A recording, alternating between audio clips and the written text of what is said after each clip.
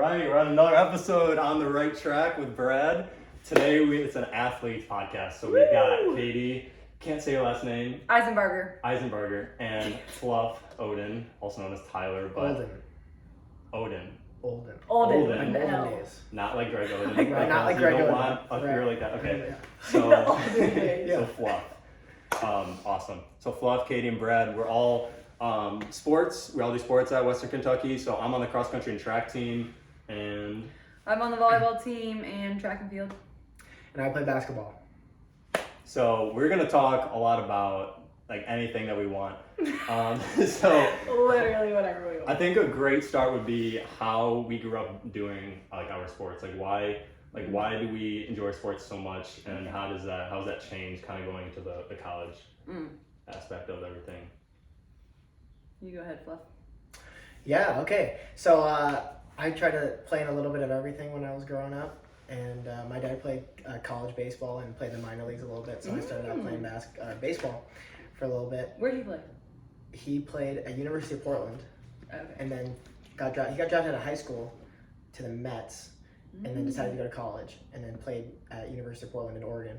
And then got drafted by the A's. And then played in the minor leagues for a little bit. So he was a big baseball guy. Yeah. But also played basketball a little bit. So he played basketball in high school and stuff like that. So I started out playing baseball. I didn't like it. I thought it was boring.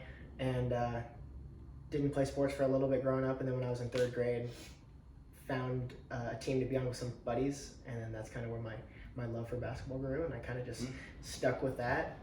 Swam for a little bit. Swam for a couple years. But it was just pretty much straight basketball. So when was the moment where you're like, I'm definitely doing this? I think probably in 7th grade. Well, I was actually really torn between it if I wanted to be a swimmer or a basketball player. And almost like swimming more than basketball, because I did swimming in like 4th, 5th, and 6th grade and really liked swimming and had a good group of friends there and all that. And it was kind of like, I don't know how much I really like basketball, but I ended up getting on a pretty good club team in 7th grade and met a lot of people there. And then from then on, kind of locked in on basketball, and that kind of became what I was gonna do. So you couldn't do both at the same time? I probably could have done both. I don't really remember what exactly happened, which led me to stop swimming or to decide. But I really love basketball, and it became more of something I did. And my dad knew a lot more about basketball than he did about swimming, and sports was always something I did with him. So it was like that was more for something that we could do together, and he was super involved with me, and we drove down to practice together, and I'd play on teams and go drive 50 minutes to practice sometimes and way out there and all that. So it just, I don't know, that was a big part of me and my dad's relationship was sports and basketball and all that. Okay. That's interesting because I feel like I have the not complete opposite, but like I feel like I played every single sport and like there was a big emphasis from my parents to like play as many as I could. Yeah.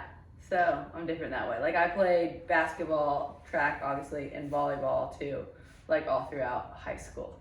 So you did track, volleyball, basketball in high school. Those were high school sports. What? All at the same? So you did it all at the same time? And I was on club volleyball team, and I was on a travel basketball team.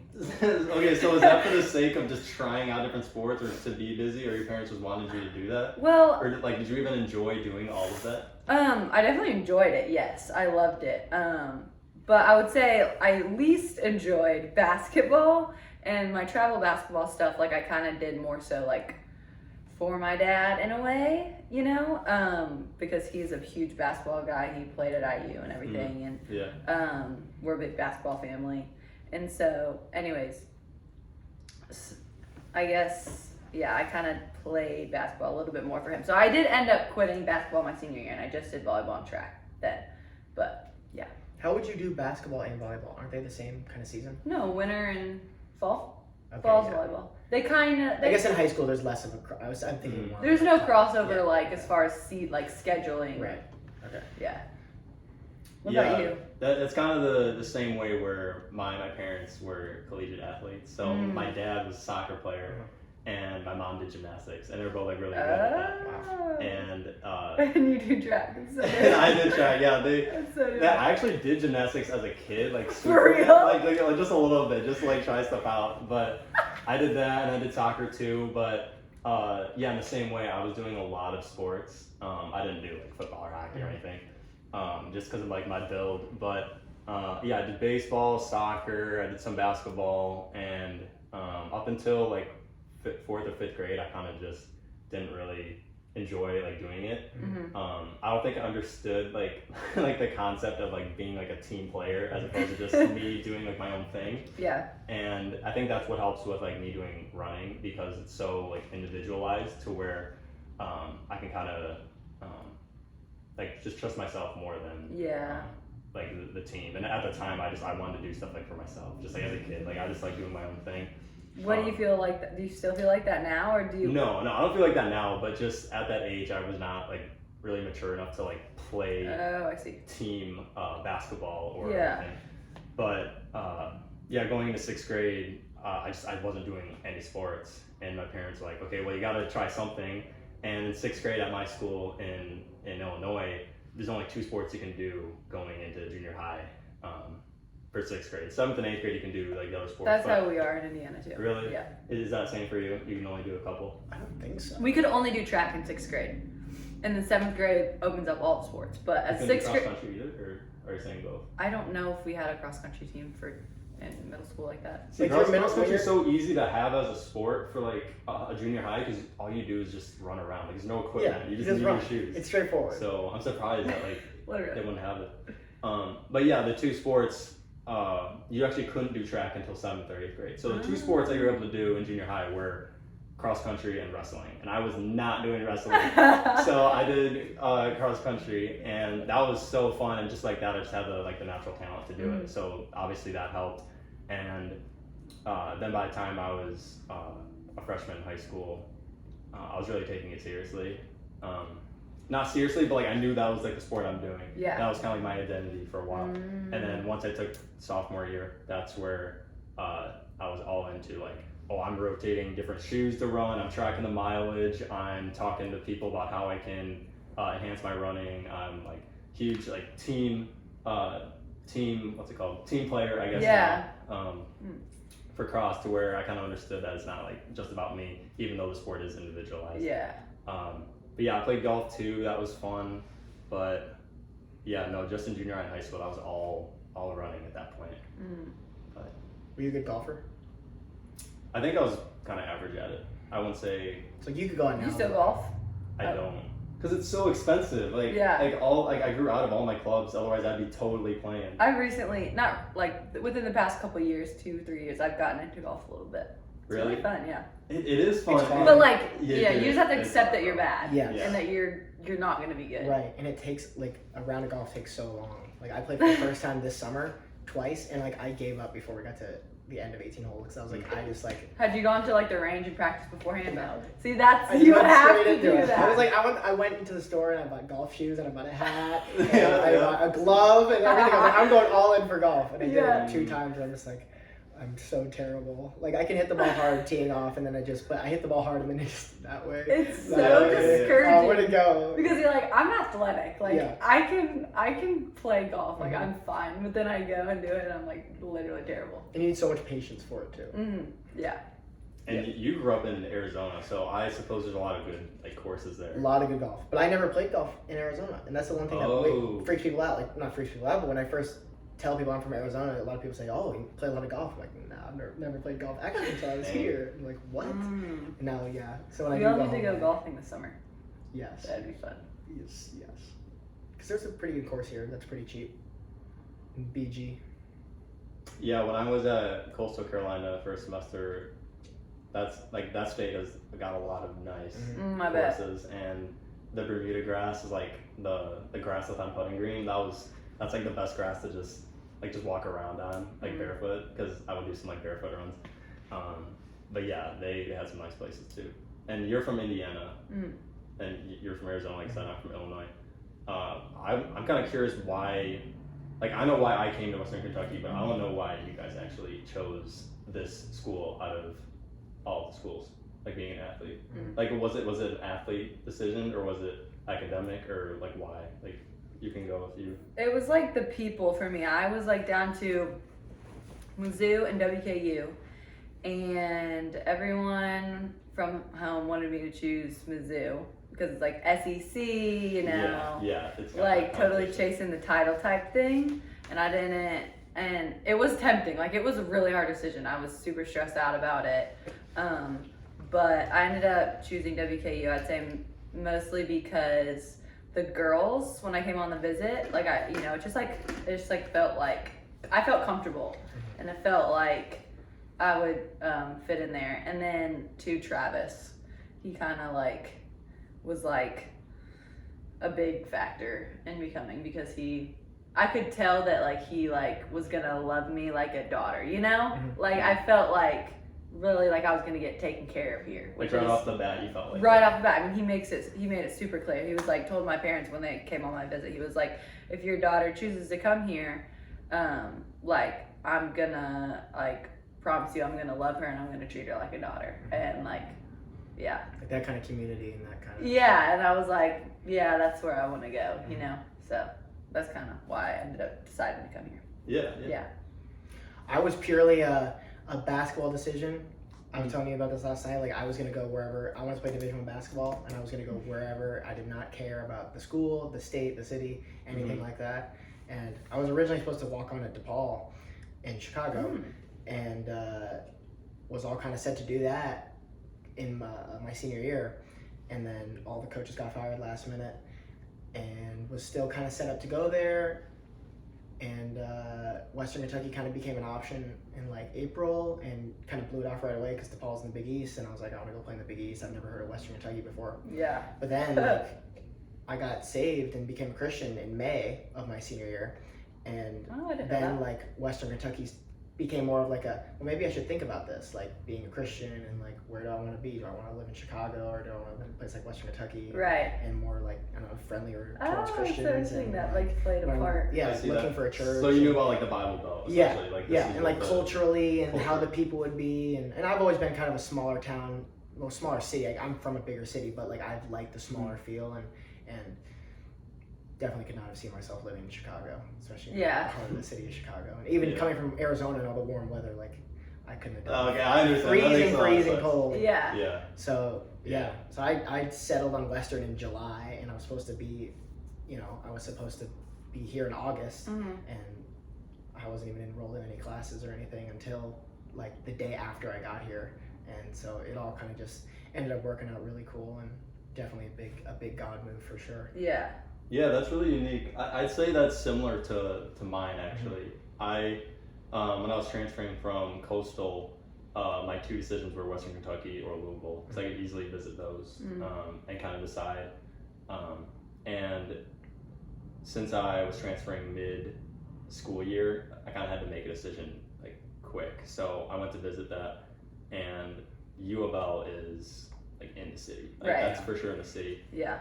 And I know what that's like, in terms of, like, I've been there. Like, I've been to Chicago. I know, like Louisville's a city, too. It's obviously smaller.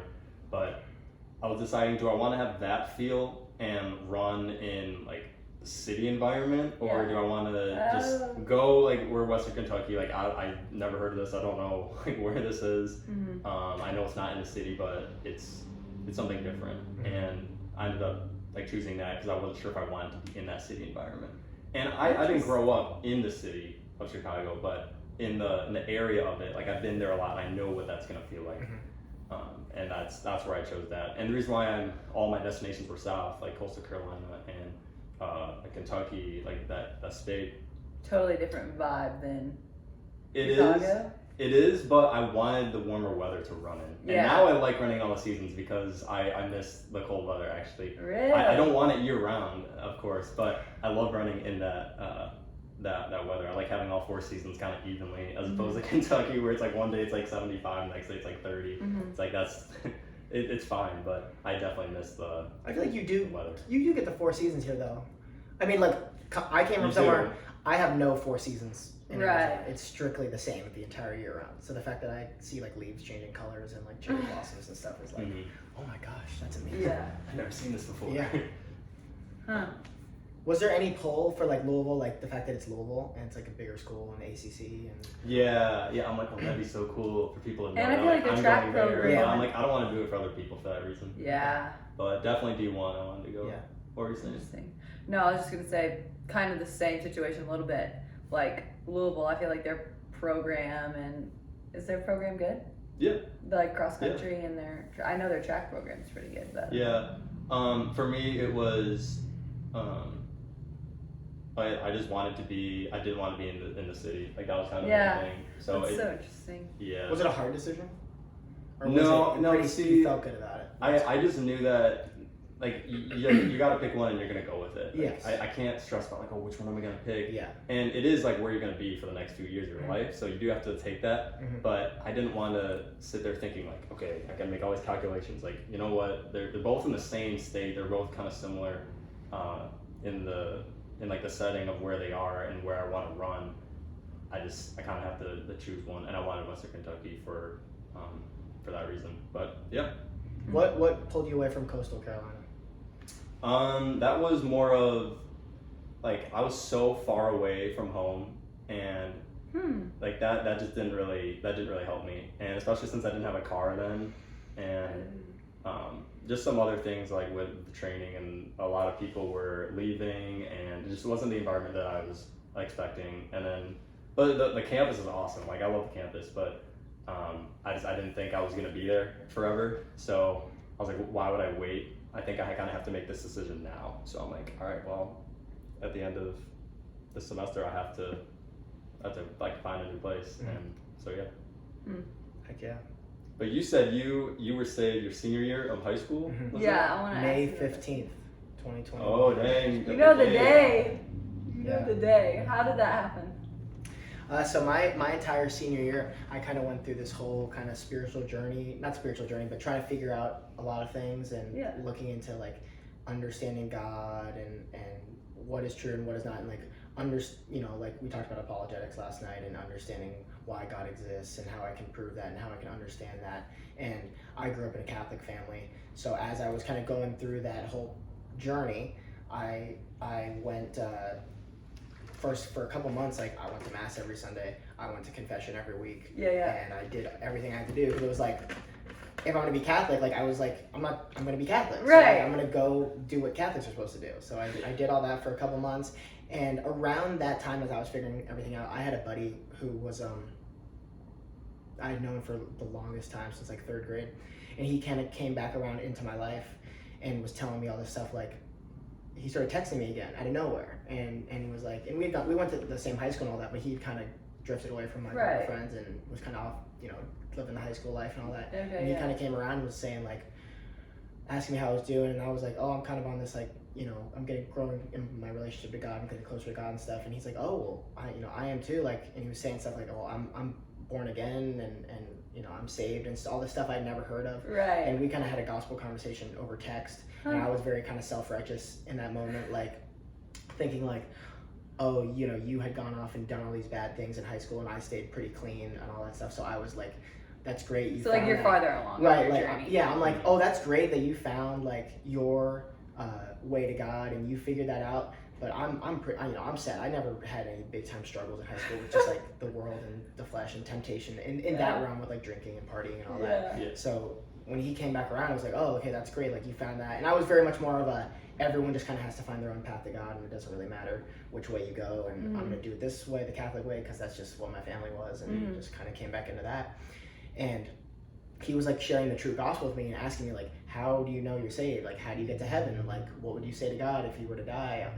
And I had no answers for any of this stuff. And my whole answer was basically just like, I'm a pretty good person, and like that was my self-righteous answer. It's like I never did any, like I didn't drink, I didn't smoke, I didn't party. Like you were gonna get yourself into heaven. Right, like I didn't do anything like what the world would consider kind of rebellious and bad. But then he kind of like tested me with the 10 Commandments, which is what Jesus does in the Bible to the rich young ruler. And yeah. So like, how many lies have you ever told? And I'm like, a lot of lies. Like, okay, well, what do you call someone who tells a lot of lies? Like, a liar. and then he's like, have you ever stolen anything? I'm like, yeah. And he's like, okay, what do you call someone who steals things? Like, a thief. And he's like, so what are you? And I'm like, a thief. And he's like, no, you're a lying thief. And That's so like good. it took me through the 10 Commandments, and it's like convicting, and it was convicting, and it was also me just like who do you think you are? Like, you're telling me all this stuff. Like, did you see like how do you see how good of a person I am? Right. You went but like I go to church. Right. I go to church. I do all these things. You know, I'm not crazy on the weekends. I'm you know, I listen to my parents for the most part, and just very self-righteous, and like, but exposing that, like lying and kind of giving me a bigger understanding for like how God views sin and what he looks at it as. It's not just what we think of as a sin personally, like those huge, like killing someone. I've never killed anyone, so I'm pretty good, you know? And so just understanding that, getting explained to me, like that's kind of how God views sin and how serious he takes it. And so, you know, he shared the gospel with me, and I was kind of like, okay, whatever, that's fine. And I still enjoyed the conversation, but I was very much kind of on the defensive and very much like, I'm a Catholic and stuff. I'm not this. Yeah, just like naturally you're going to be defensive to something that it's not something that you want to hear. Right. You're not ready to hear. Exactly. And then as I kept doing that, and I got pretty interested in understanding like the reasons for why God existed and all that kind of stuff. And as I kind of slowly went on, I went to mass and did all the Catholic stuff for a couple months, and then eventually kind of stopped. I mean, it got to the point where I'd go to confession, like I wanted to go once a week, and so I'd get there and just like confess everything that was on my heart. And like I remember the first time I went to confession, I was like, I have never been more scared for anything in my entire life, because I was just looking at like YouTube videos, like what do I do when I go to confession? Like what do I confess? Like So I got funny. confirmed into the Catholic Church when I was 13. And you do your first confession and all that. So it's like, you know, forgive me, Father, for I've sinned. It has been 6 years since my last confession. And then, like, you know, at least it's like, tell me you are behind the curtain. And it was during COVID and all that, so they had a different setup.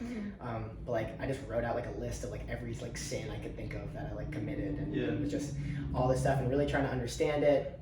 And even like, you know, there's like mortal sins and venial sins, and receiving the Eucharist in like a state of mortal sin, and I didn't know if I'd committed any mortal sins, so I was like thinking of all this stuff to confess, and but yeah, so I'm waiting for my turn in communion, and I've never been more scared for anything in my life. And I was also kind of thinking like, because it's not all about a feeling, but the feeling is definitely like, I was not told because I didn't really talk to my parents about this, but like I was watching a bunch of videos of like priests and stuff, and like you just go to confession, you just come out of it, and you just feel just like this weight lifted off your shoulders and stuff.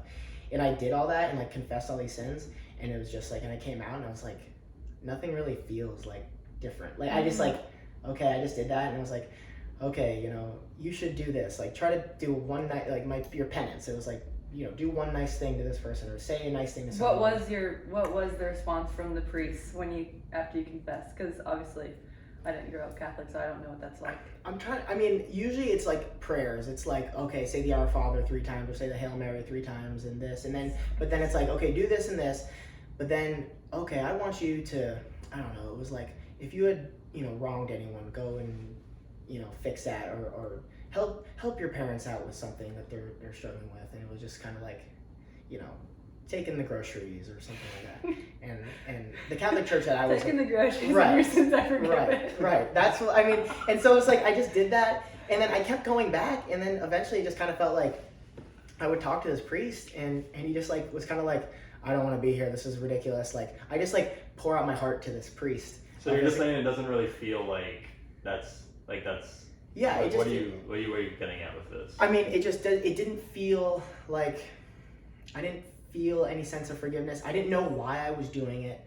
It was just purely because that's what I'm Catholic, and that's just what I'm supposed to do. And I think there was probably not a whole lot of like true repentance. Right. Like there was like a confession, and anyone can confess like things that they've done wrong. But you know, repentance is turning away and doing the opposite. And there was no change of heart. It was very much like, oh, I can do these bad things, and like if I would slip up on something during the week, or if I went every 2 weeks, I would slip up on something, like, oh, okay, like I can just do that. I got confession. I'll just go to confession. And I'll be like, okay, I can start over. Clean slate. I confessed, clean slate. Oh, I messed up. Okay, now it doesn't matter anymore. Go back. I'll reset again. Then confession. Okay, I got to reset. Oh, I messed up again. You know what I mean? There was no like when you're truly saved, you have that true heart transformation. You know, like the Bible says, like God takes your heart of stone and makes it a heart of flesh. Yeah, you're a new creature. You're a new creature.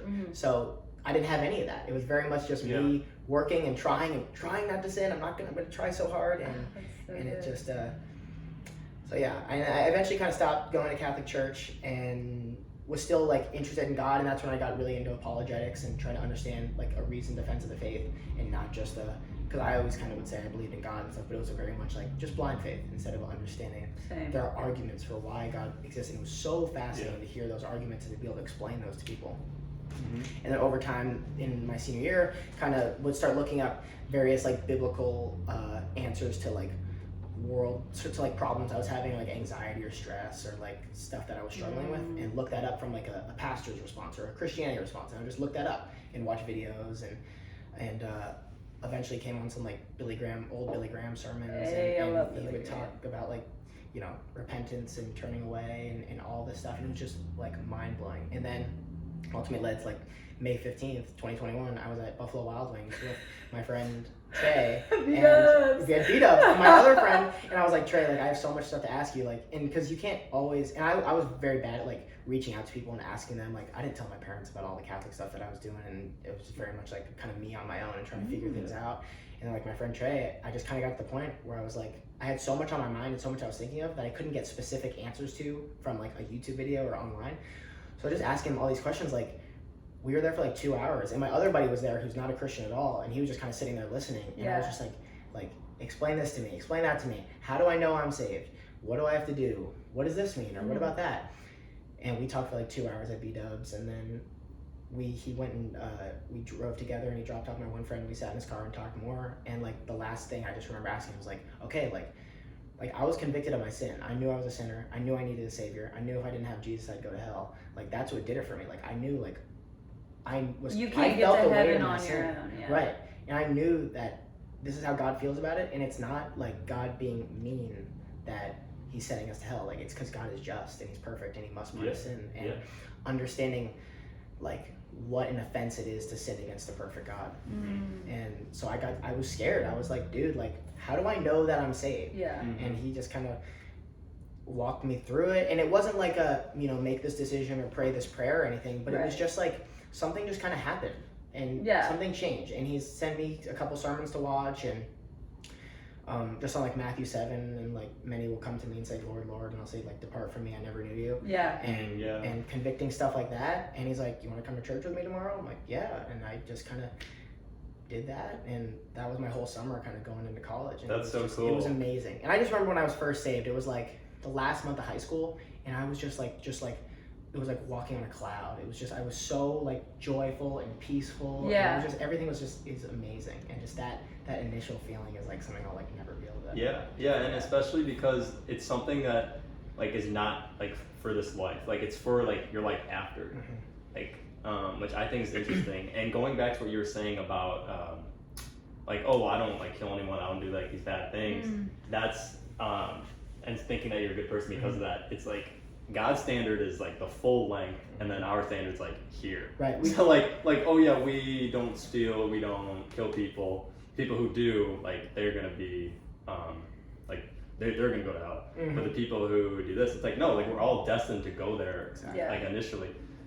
Which is it's kind of like a hard truth once you really like understand it, but it makes sense when you read like the Bible that is clearly or specifically like nonfiction and like all the evidence that there is to like support that. And it's just a classic like, okay, why like in the world's point of view I'm a good person, right? To all these people might know me think I'm a good person, right? And like in a way, like okay, yeah, like I'm not like intentionally trying to hurt these people, but we know that inherently like we are like born with sin, and we have that, and God is just, like you said, he's a holy God and he's just, and he can't let sin go unpunished. And that's what's so great about Jesus's death and resurrection is that he took our place. Like he actually took our place, and like when we weren't even like born yet, and he took our place. He died for those sins. He actually like took them on himself while he actually lived the perfect life when he was down here. It's like someone that's did that the standard, for me. Right. Oh my gosh. And So that's how, the standard I'm supposed to be at. And because of that, like I want to honor you. Like I want to live for you. Like everything that I want is pushed to the side. Like he's not like, I said this in another podcast where like God and Christianity, that's not an addition to my life. That should be like the center of my life. Right. Like, everything else comes second. Right. It doesn't mean I can't do things that I want to do, but that's the main thing. Like that should be the main goal, and sharing that with other people is like so important to me now. Like that, seek first his kingdom, you know, like his kingdom. It's all for his kingdom. It's not about me. And kind of going back to like running was like my whole thing, and then when I didn't have it, I had nothing. And for a bunch of reasons, and now that I'm back to running, I don't look at it as like, oh, running's back at the top. Like, yeah, it was Jesus for a little bit, now running is here. Like, no, like Jesus is still up here now, like as it should be, and it's just the continual process of sanctification and just trying to be like Jesus, even though we'll never get there. We know there's a lot of things where people say like Christians are hypocrites. It's like, no, like we know that we're sinners, that we're not perfect. We're trying to be, and we don't want to be hypocritical in the sense of yeah, Jesus saved me and then just do all these sins like intentionally. Like we know that we can't hold that, and that's why Jesus's death is the atonement for us, because we can't hold it.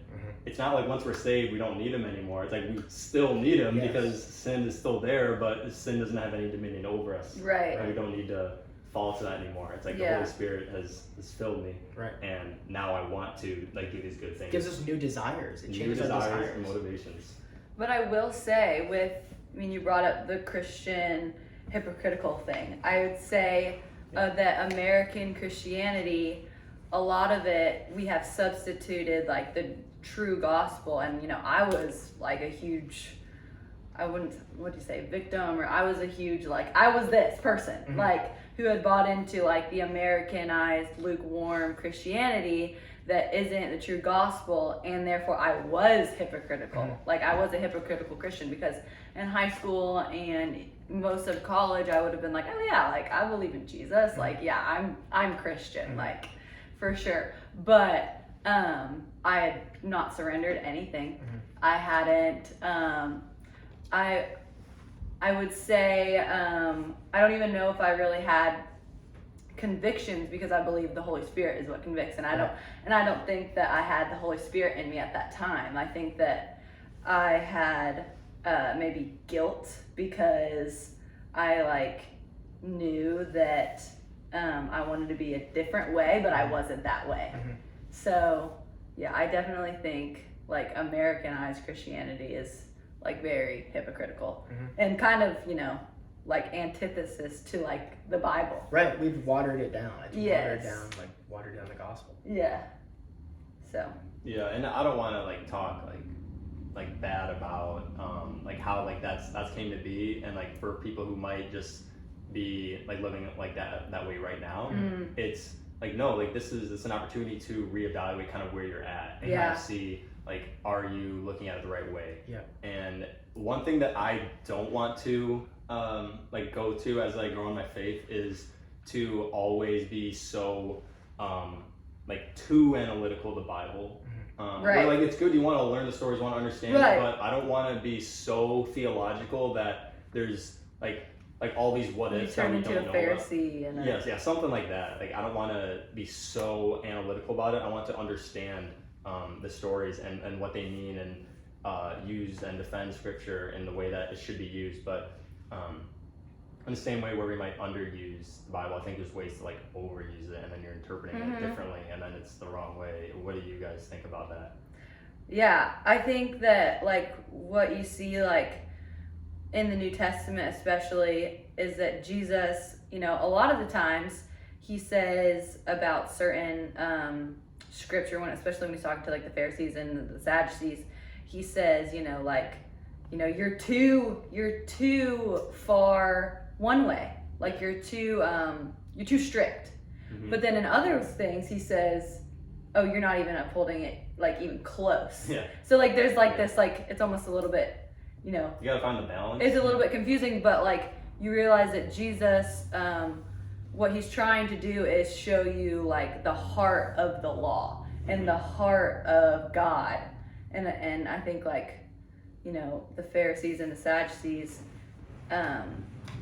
they like were missing that. Jesus came to fulfill the law, not abolish it. And they had the outside kind of workings of it. The Pharisees, they followed a law-based. You follow a law. It wasn't about the inward man. It was about the outward. You know what I mean? It was all about what you did on the outside.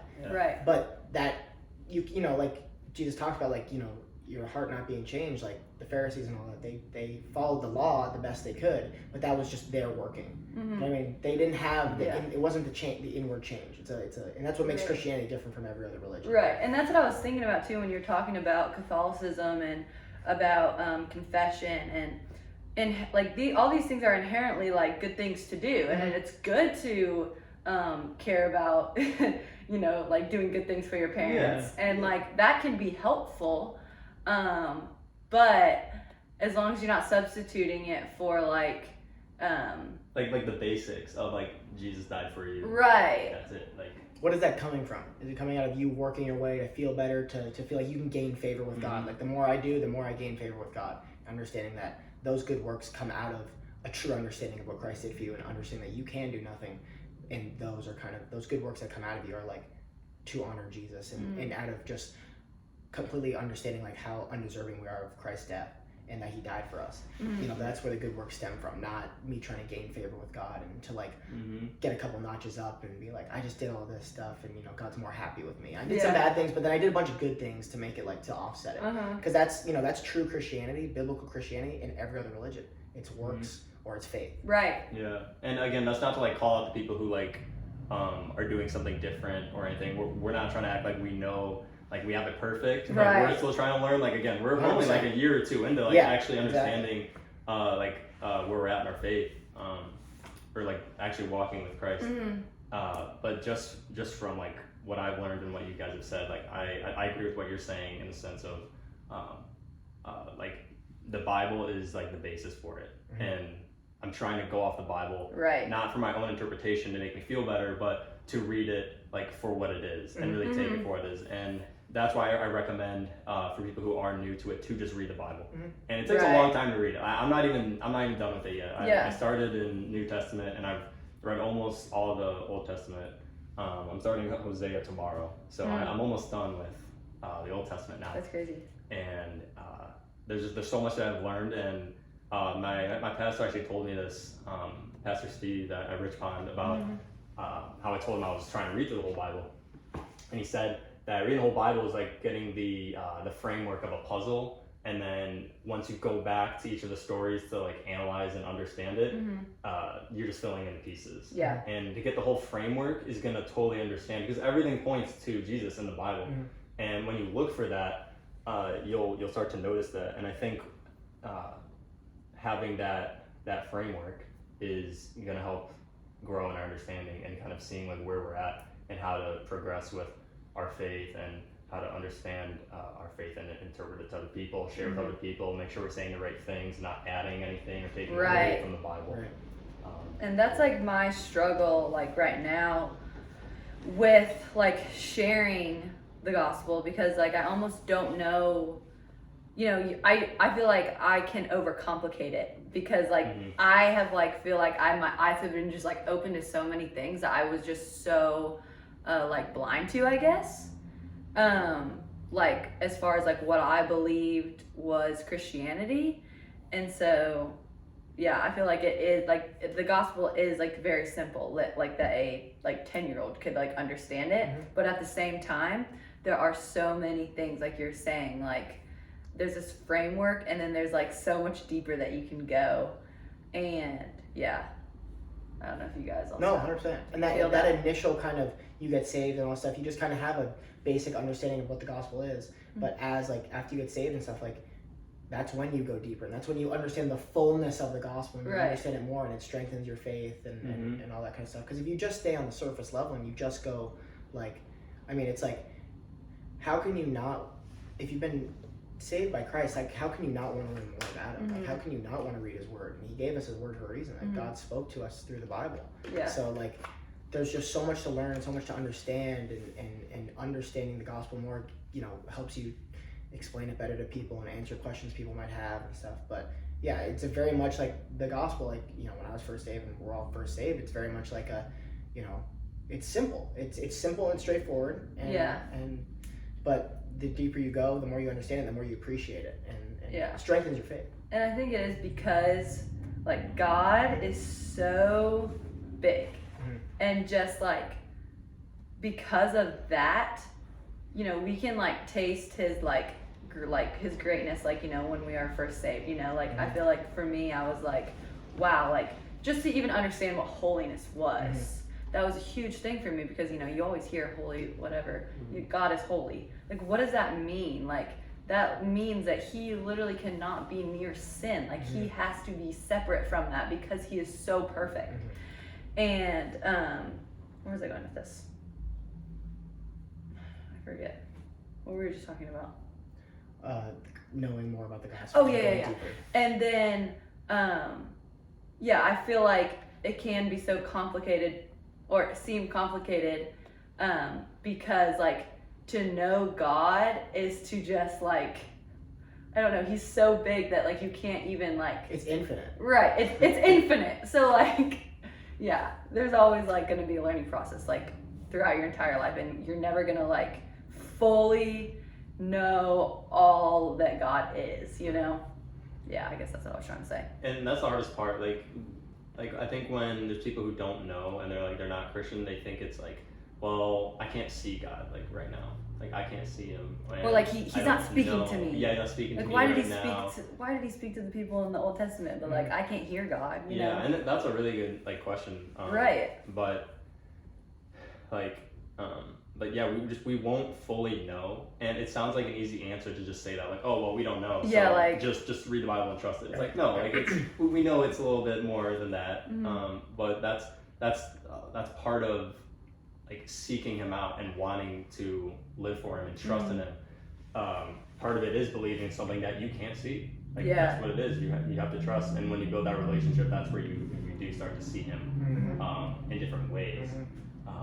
Or just seeing how the world is created, and we see, like, a really beautiful sunset. You're like, there's no way that can just be randomly a thing. Exactly. So yeah, but seeking him out is, like, the biggest part. If you just attempt to read something or talk to someone, I think talking to someone who is a Christian might be easier than just reading somewhere in the Bible you don't know. Because that's what you did. That's what I did too. Like, Yeah, tell me more about how that kind of relates to anything with, like, sports. Like, does that have an effect on it, or? Oh yeah, for sure. I think God used, like, me coming here, obviously, and to just sports to kind of reveal himself to me. So in a lot of different aspects. We had a GA, her name was Kelsey Jones. She was the one who first kind of invited me to church when I got here, and I was always like, I would have, you know, like, oh yeah, I'm gonna go to church here, and I always did go to church even though I was hungover most of the times, like my freshman, sophomore year kind of thing. So, like, that was the initial kind of person that got me thinking about my faith. And then I kind of went through a season of just, like, felt super far away from God. This was my junior year, and I wanted to ask, like, I had so many questions that I needed to get answered that I realized I was like, I need to figure out the answers to these questions. Like I say I believe in Jesus and I say I believe in God, but, like, I don't even understand, like, why Jesus had to die. Like, why did someone have to die? Why couldn't it have been literally anybody? And what about him makes it like makes him save all for me? Like, I came 2,000 years after him. Like, he's irrelevant to me. Like, how is that relevant? But at the same time, because I was, like, self-righteous, I was like, but, like, since I believe in Christianity, like, I know that that's right, kind of thing. Yeah. So, like, that's what stopped me from asking those questions, because, like, I didn't want to feel like I didn't know. But yeah, I started, it was definitely a God thing. I was thinking about, I was like, I really need to be discipled, because I know, like, that's something a Christian should do, and get my questions answered. And so I was thinking about reaching out to someone from FCA, and I get a DM from Stacey Dickens, who was, like, the previous FCA director. She was like, hey, you want to go get coffee? And so I went with her, and I just, like, got a ton of my questions answered, and we started meeting every week. So, and, like, I just came every time with a bunch of questions for her. And so is that how you, like, got the gospel explained to you? Yes, yeah, mostly. That definitely gave me a better understanding. But I still don't know if I had, like, fully accepted it. I was starting to, like, surrender things for sure.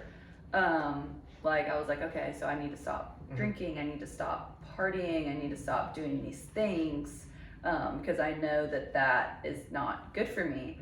But I still, I wouldn't say, there was like kind of a repentance there, but like it was a little bit masked because it's like you can do or not do anything outside of faith, you know? Yeah. And so I think for me, I did after I stopped drinking is actually when I kind of like it clicked with me. I remember like I had this aha moment when I watched this sermon by Jonathan Pokluda, and he was talking about the questions that your friend asked you, which was they're called like the Kennedy questions, and the first one is on a scale of 1 to 10, how sure are you that you're gonna get into heaven?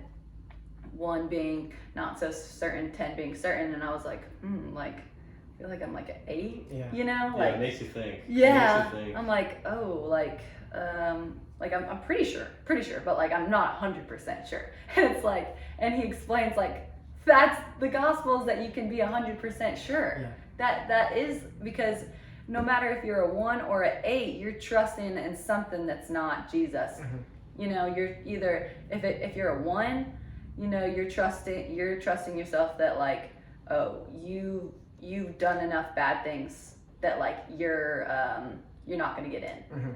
And if you're 8, you know, that's also kind of like, oh, well, you've done enough good things that you think you might get in. And it's like, if you have either of those answers, you're totally off. 1 through 9, you're completely off from what the true gospel is.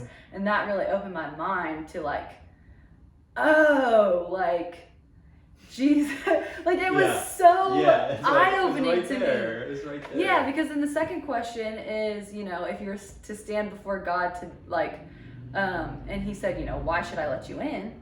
You know, if your answer is to heaven, you're saying? Yeah, to heaven. Yeah. Like you die today, and God is like, why should I let you in? And your answer is, you know, because God, I love you. That's not the right answer. If it's because, you know, I tried really hard, or, you know, I feel like I'm a pretty good person compared to everybody else, you know, that's not the gospel. Like the only correct answer is, you know, I don't deserve to be in heaven, but Jesus died for me, and like it's Jesus. That's why I get to go into heaven, like because I have the Holy Spirit in me, and like So that was like a huge, like that sermon like really was pivotal in my like understanding of like the true gospel. When did you say that was? Oh, like maybe a year and a half ago. Okay, yeah. And that's when you started reading the Bible. No, so during COVID, I read through the Bible I read through the Gospels, and you know it was just like it was kind of like that. Like I can taste this goodness. Like it is so good. Like I want it so bad, but I still just didn't like completely understand the whole like, oh, I can have a peace about like life because like I know where I'm going. Like I don't have to worry, because like my big fear always was like, oh, when I die it's just gonna be black. Yeah. Like it's just gonna be black. That's like total like that is so horrifying. And so like my hope was there was no hope there, you know. I still and then you put everything onto this world and what you can get out of this world because you think there's no hope after. Right. So it's so like everything I do in my life, like it's so big and so important because like I only get this one life, you know, which I mean you still only get one life here on earth, and God has like a will and a purpose for you, and but at the same time it's like no, actually like life is like this, and like if the string goes on forever and ever, that's eternity. And so like let's see what actually matters, like this life or like eternity, you know. Right. So and the goodness that we can get in this world, like we can't even like I always think like, oh, what's the greatest like feeling I've ever had in my life, and like the greatest moment, the greatest time. It's like heaven is infinitely greater than all of that. I can't even wrap my head. Yeah, that's the craziest part. That's the craziest part. And it's forever, and it's just amazing, and it gives you so much peace, because that's the problem like with people in the world and unbelievers, like they have no hope, and that's why like, you know, I can see how easily it would be to be so depressed and so anxious and stressed out if you think, when this is all I got, I got one shot at this. Everything I do, whether it's sports, on me. Right, it's on me, and I put all my value in it. So, you know, and everything in the world will ultimately let you down because it's not perfect. It's not Jesus. Jesus will never let you down. But everything you put your faith in the world, whether it's school or your job or your career or your sports, you're like, and if that doesn't go well, it's like you have no hope because you think, oh, when I die, nothing happens. So you put everything into this life, and everything will always let you down that isn't God. Yep. And we were talking about hustle culture yesterday too, about how like just trying to like work hard and do everything that you can, and in a way like that is kind of like fearing death. Well, okay, maybe I don't want to say that, but in the sense of in the sense of that, like you're working really hard because you think this is what life is. Like this is what it is. Yep. But what I was trying to like transition to was fearing death. Like we don't have that fear of death anymore because we have that trust. Right. And like we know like where we will be. So that's kind of going back to what you're saying with the peace. Like you kind of have that peace with it. But I wanted to wrap up with what has God been teaching you. So. If you want to start. God has really been teaching me, honestly showing me how weak I am and how I can really do nothing apart from him, because I was a very self-righteous person in high school and all that, and even when I first got saved, because I don't have some elaborate, extensive past about like just was crazy and horrible and, you know, I was in jail, just the crazy testimony. Yeah. I didn't have a crazy testimony. You know, I was a sinner saved by grace. And so through college and through even this year for me, it's been big of just how much it's not me. It is not me, it's all God. And without God, I'm gonna fall and I'm gonna fail and I'm gonna fail, and it's gonna, I can't maintain like what I'm doing, and even like with sin and stuff, it's not me. It's like, it's me like trying to avoid sin and walk in obedience to God, but it's only from God. Like, you know, the difference between me and any sinner, and the difference between any of us and any sinner is like, it's only Jesus. Like the only reason we do this is because of Jesus. Without Jesus, we're in the world with the rest of them. So just realizing it's not you, it's not your self-righteousness, it's not your own strength, it's everything that Jesus has been doing to you. And just realizing how weak I am just gives me a greater appreciation for what God did for me and what Jesus did for me. Yeah. So that's been a lot of big eye-opening thing for me. Yeah. That's good. For me, I feel like it's like that's God's plan for me, and just his plan for me is actually what's best, and trusting that, because I feel like it's such a cliche like thing to say, like, you know, just trust God's plan. Like it's easy to say that. So easy to say it, so much harder to actually believe it. And I don't know, I just feel like actually like seeing that and meditating on it, because it's like I can get really anxious about my future and just like, I don't know, just even in my upcoming week, like I have so much things on my plate, you know, like, and it's like, okay, let's like pause and actually think about like what I'm doing. Like I'm actually believing a lie right now. Like I'm actually believing that like God isn't like with me at all times, you know, and like God's plan for me isn't what's best because my plan is what's best, you know? And so just like, I feel like God has really been showing me, like, especially with like, we were talking about kind of last night, how like, I don't know, like, you know, am I going to be in Bowling Green next year? Am I going to be in Indy? Am I going to be like, I don't know where I'm going to be. And that's like scary for me a little bit. But yeah, God has kind of been showing me like, or trying to teach me that like, you know what, like, I got you, you know, like my plan actually is what's best. And whatever you think your plan is, like, like whatever you think your plan is, like, just trust me, like my plan's gonna be way better. Right. Like way better. Because like, if you even, like, we're so forgetful, and I'm so forgetful, like God has like literally laid the best like story out for my life, like thus far.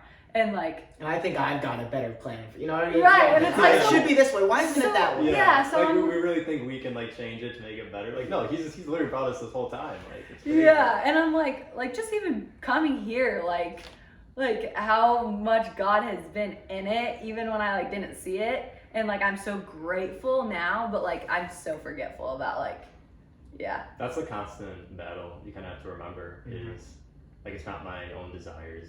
You want to make sure it is based off like for God. So yeah, that's definitely a constant. What about you? What's God been teaching me? Trusting in prayer, and it's always but like I said, the battle of just like wanting to do your own thing, and there's things that you want to do that you think is like honoring Him and that He wants you to do, but you still have to go to Him for everything. Like even if it's deciding like going to do some event for Christianity or whatever, like I want to pray to Him for everything, like the small things. Yeah. Because like I want Him to lead me like where I should be, what I should be doing, and making sure that it is for the right reason. So just continually growing in the trust of like I want to pray like all the time. I don't just want to set like pray without ceasing kind of. Yes.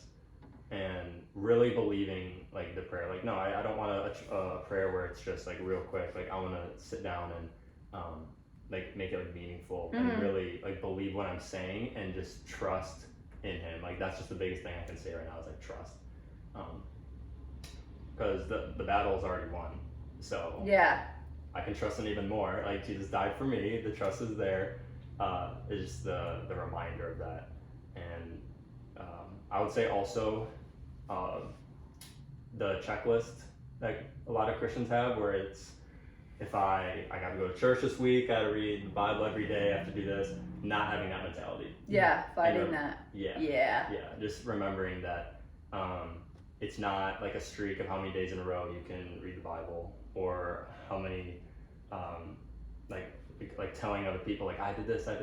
Like no, it's for His glory. You want to remember that the relationship with Him is like the foundation, and that's where like that's what matters. It's not, and like out of our I own missed church one time. right. Yeah. And that's where we can even slip into like our own works. Like, right. Did I read the Bible? Did I go to church? And exactly. It's so hard, and like legalism and all that. Like it's so hard to that's still a battle. Like because we do want it to be us. We're very prideful as people. Yeah. And we want it to be us. God, and, so. But that's why it's so important to think about like what you're talking about like your weakness, like just like reminding yourself all the time, like I'm actually desperate for Jesus. Yes. Like I need to read my Bible every single morning, and I need to be in prayer throughout the day, not because like it makes me like a better Christian, but because like I'm desperate for it, and I am weak. Yeah. It's like you need it, right? I need this. I can't not do this. Yeah. You know, even if you don't want to do it, right? Because like that's a big thing for me. Like I struggle like with like wanting to read the Bible and like wanting to get in prayer because like it's so much easier just to not. And so yeah, just like recognizing that we are weak, and like when we do recognize it, that's actually like the best place we can be, because like when we are weak, like that's when God is like strong, you know? Yeah, right. The constant growth. Yeah. But yeah, thanks for tuning in. Like this was so fun. I'm so glad I was able to get your guys' opinions on that, and we got to talk a little about how our sports have kind of related to that, and just Christianity and how we're so new to walking with Christ, and that we just get to talk and have our own perspectives on that. Yeah. But yeah, this was The Right Track with Brad, Katie, and Fluff. That was it for today. Thanks for having us. That was awesome.